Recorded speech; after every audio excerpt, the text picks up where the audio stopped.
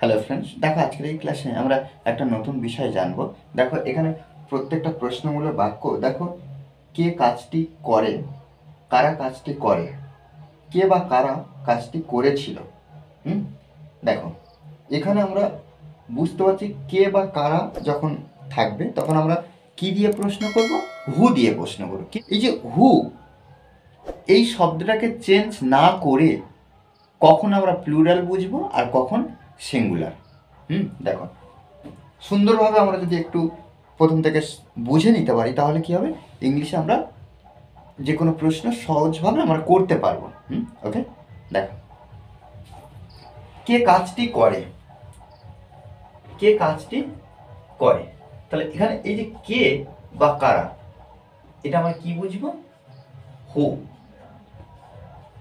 কে বা কারা,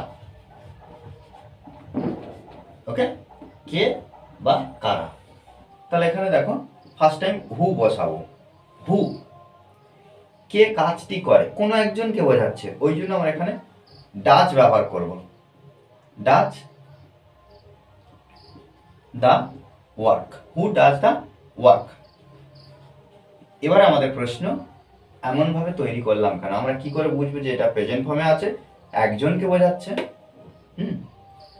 এখানে যদি আমরা কে জায়গায় সে ব্যবহার করি, এই সাবজেক্টটা ব্যবহার করি, তাহলে আমরা কি লিখব, হি।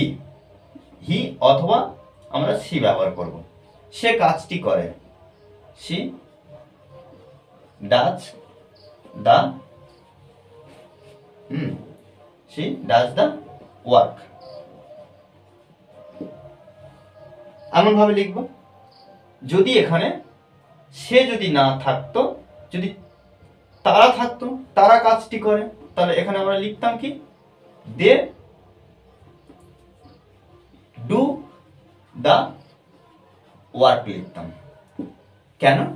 কারণ আমরা এটা জানি প্রেজেন্ট টেন্সের ক্ষেত্রে সাবজেক্ট যদি থার্ড পারসন সিঙ্গুলার নাম্বার হয়, কি বললাম, সাবজেক্ট যদি থার্ড পারসন সিঙ্গুলার নাম্বার হয়, অর্থাৎ থার্ড পারসন কিন্তু একজনকে বোঝাবে, তখন আমরা সেই সাবজেক্টের পরে যে ভার্বটা বসাবো, ইয়েস অথবা ইয়েস বসাবো।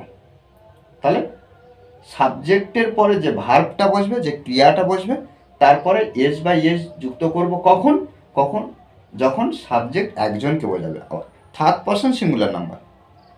ওই জন্য আমরা কী করছি, এই যে মেন ভার্ব এরপরে এস বা ইয়েস, এখানে ইয়েস বসিয়েছি।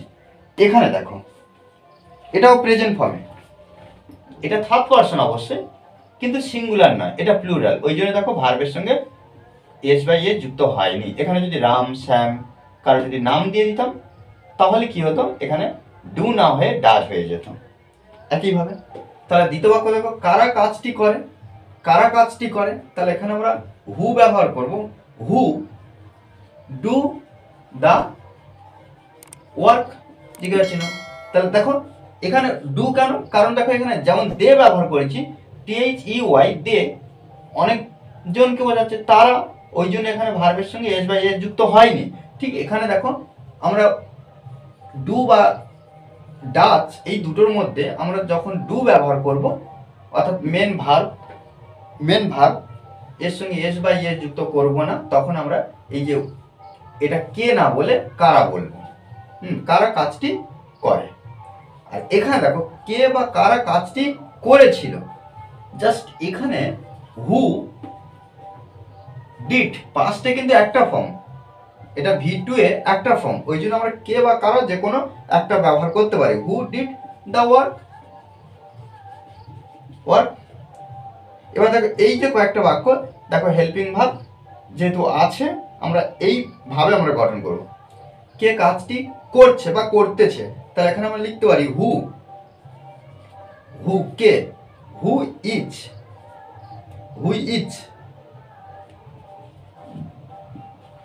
Doing the work. এখানে দেখো ইজ ডুইং দ্য ওয়ার্ক, কারা কাজটি করছে, তাহলে এখানে কারার জন্য আমরা কি করব, হু আর বসাবো। কেন, এটা যদি আমরা প্লুরাল ধরি, অনেকজনকেও যদি ব্যবহার করে এই যে সাবজেক্টটা, তাহলে আমরা এখানে আর বসাতে পারবো।